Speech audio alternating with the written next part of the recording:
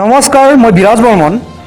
এখন চৰকাৰী বিদ্যালয়, যিখন বিদ্যালয়ক লৈ এতিয়া বিপদত পৰিছে শিক্ষকসকল তথা পৰিচালনা সমিতি। বটদ্ৰৱা শিক্ষাখণ্ডৰ অন্তৰ্গত আমলখি KAME মাদ্ৰাছা এতিয়া গৰাখহনীয়াৰ কবলত। পিছে ৰ'ব, এই খহনীয়া আকৌ নদীৰ গৰাখহনীয়া নহয়, এই খহনীয়া হ'ল এজন মীন পালকৰ পুখুৰীৰ খহনীয়া। উল্লেখযোগ্য যে 1984 চনত স্থাপন হোৱা এই বিদ্যালয়খনৰ 3টা কোঠালিৰ এটি গৃহ সম্পূৰ্ণৰূপে খহাই নিছে নুৰ মহম্মদ নামৰ এজন মীন পালকৰ পুখুৰীয়ে। এতিয়া একেটা শ্ৰেণীকোঠাতে পাঠদান কৰিবলগীয়া হৈছে ছাত্ৰ ছাত্ৰীসকলক। এই বিষয়ে পৰিচালনা সমিতি, প্ৰধান শিক্ষক, স্থানীয় গাঁওবুঢ়া তথা স্থানীয় ৰাইজে বহুবাৰ পুখুৰীৰ গৰাকীক অৱগত কৰিছে যদিও কাণসাৰ দিয়া নাই মীন পালক নুৰ মহম্মদে। এতিয়া এই সন্দৰ্ভত আইনৰ কাষ চাপিব বুলি প্ৰধান শিক্ষকগৰাকীয়ে জানিব দিয়ে।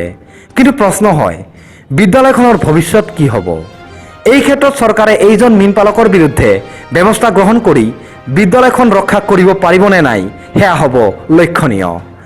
আমলখি KAME মাদ্ৰাছা, এই স্কুলখন 1985 চনত স্থাপিত হৈছিল।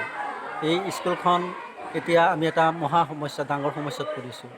স্কুলখনৰ মানে এটা ছাইড পুখুৰীয়ে মানে খহাই নিউ অৱস্থা, মানে নিচেই বুলি ধৰি ল'ব পাৰি।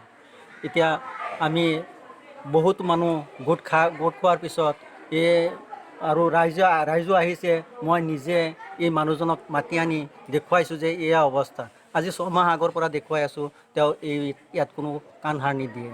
গতিকে আমি এটা সমস্যাত পৰিছোঁ। এতিয়া স্কুলৰ ক্লাছটো আমি ইয়াৰ পৰা আঁতৰাই বেলেগ আৰু এটা ৰুমত, সেই বেলেগ এটা ৰুমতে 2টা ক্লাছ কৰিবলগা হৈছে।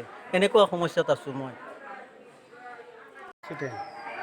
আমাৰ স্কুলটো এতিয়া উত্তৰফালে যিটো স্কুল পুখুৰী আছে, পুখুৰীটো ভাঙি গৈ আছে। আমি প্ৰেচিডেণ্ট হৈ বাৰ জনাইছোঁ, তেখেতে একো মাতবোল নিদিয়ে।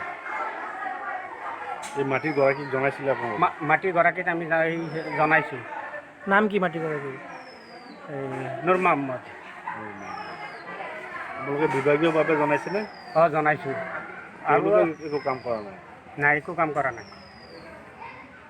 এতিয়া কি আপোনালোকে এজাহাৰ কৰিব নেকি তাৰ এগেইনষ্টত?